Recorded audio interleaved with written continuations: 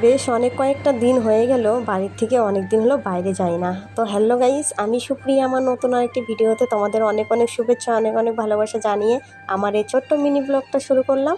তো চলো তোমরা ভিডিওটার সাথে থেকো, পুরো ভিডিওটা দেখতে থাকো।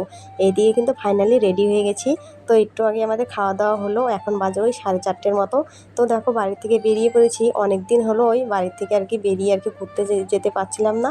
আজ যাব কাল যাব করতে করতে আর ওয়েদারে খারাপ, প্রতিদিন তো বৃষ্টি হয়েই যাচ্ছে, তো সেই জন্য কিন্তু যাওয়া হচ্ছিল না। তো যাই হোক ফাইনালি কিন্তু আমি যাচ্ছি আজকে। তো কোথায় যাচ্ছি, তো এই দেখো এদিকে একটুখানি দাঁড়ালাম। তো দাঁড়িয়ে আমি হেলমেটটা পরলাম, যেহেতু হাই রোডে যাবো হেলমেট তো পরতেই হবে।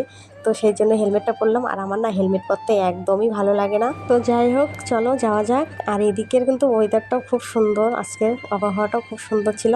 আর এই দিকটাতে যেহেতু দাঁড়িয়ে হেলমেটটা পরলাম না, ওই জায়গাটাও খুব বেশ ভালো ছিল জানো তো, একদম পুরো চারিদিকে জঙ্গল আর পাহাড় ছিল, বেশ ভালো ছিল জায়গাটা। তো যাই হোক ফাইনালি আমরা মার্কেটে চলে এসেছি, কিছু কেনাকাটা করব মেয়ের জন্য, আমার জন্য, আর ঘরেরও কিছু কেনাকাটা করতে হবে। তো দেখো এই দিকটা তোমাদেরকে ভাবলাম একটুখানি দেখিয়ে দিই।